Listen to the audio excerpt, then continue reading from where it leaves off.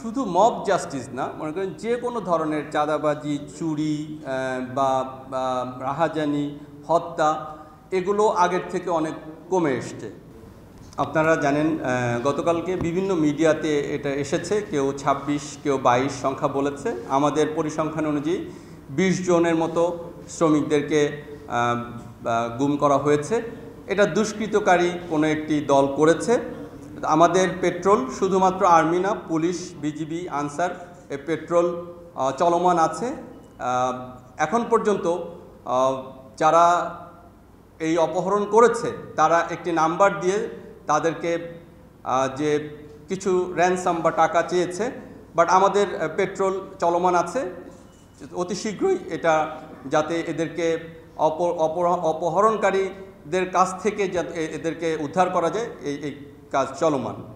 আপনার প্রশ্নের যে দ্বিতীয় অংশ ছিল যে কুকিচিন আমাদের যে তাদের দৌরাত্ম্য আমাদের পার্বত্য চট্টগ্রামে রয়েছে, বাট আমি আপনাদেরকে আশ্বস্ত করতে চাই যে আমাদের সেনাবাহিনীর যে পেট্রোলিং এবং আমাদের যে ডমিনেশন এর মাধ্যমে আমরা তাদের অনেক জায়গায় তাদের সেই দৌরাত্ম্যকে আমরা অবরোধ করতে পেরেছি। এবং আপনারা জেনে আনন্দিত হবেন যে আমরা গতকালকেও 2টি ক্যাম্প, কুকিচিনের 2টি ক্যাম্প আমরা ধ্বংস করেছি। তাদের যে আস্তানা বা তাদের যে ওয়াটার পয়েন্ট এগুলো ধ্বংস করেছি।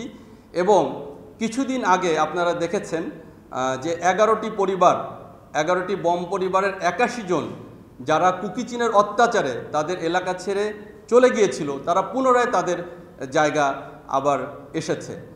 এ থেকেই আপনারা বুঝতে পারছেন যে আমাদের যে কুকিচিনের বিরুদ্ধে আমাদের যে আভিযানিক কার্যক্রম এটা অনেক ভালো এবং বম পরিবাররা তাদের নিজস্ব জায়গায় ফেরত আসছে। ধন্যবাদ। আমার একটা কোশ্চেন আছে, আমি বিশ্ববিদ্যালয়ে কাজ করি। 5 আগস্ট পরবর্তী একটি মব জাস্টিসের দৃশ্য আমরা দেখেছি, এটা কি মাঝখানে কর্মসূচি চলে আসছিল। আবার সম্প্রতি বেশ কিছু দৃশ্য কিন্তু রাজধানী সহ সারা দেশে কিন্তু আসছে, সেই বিষয়ে সেনাবাহিনীর অবস্থা শুধু মব জাস্টিস না, মনে করেন যে কোনো ধরনের চাঁদাবাজি, চুরি বা রাহাজানি, হত্যা এগুলো আগের থেকে অনেক কমে এসছে। আমি যদি আপনাদেরকে একটা স্ট্যাটিস্টিক্স জানাই, যেমন চাঁদাবাজি পূর্বে এটা 250 ছিল, বর্তমানে 110 হয়েছে। চুরির ঘটনা এর আগে আমরা অন অ্যান অ্যাভারেজ 850-এর মতো হতো, এখন এটা 600-র নিচে নেমে এসছে। এবং হত্যা আগে 350-এর মতো ছিল, এখন এটা 120-এ এসছে।